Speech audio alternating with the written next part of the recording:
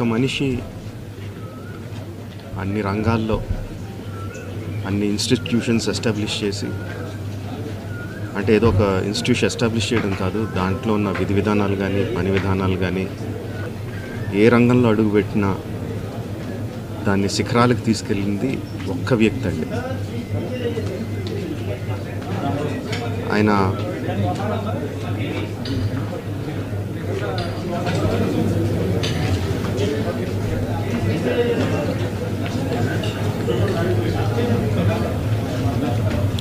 ఎంతోమందికి మార్గదర్శకంగా నిలిచారు, ఎంతోమందికి ఉపాధి కల్పించారు. అలాంటి వ్యక్తికి the way we can pay tribute to him is by conferring Bharat Ratna. ఆయనకి డెఫినెట్గా ఇవ్వాలి. ఆయనకి ఇవ్వడం సముచితం అని రెండు రాష్ట్ర ప్రభుత్వానికి కేంద్ర ప్రభుత్వానికి కూడా మనవి చేసుకుంటున్నానండి.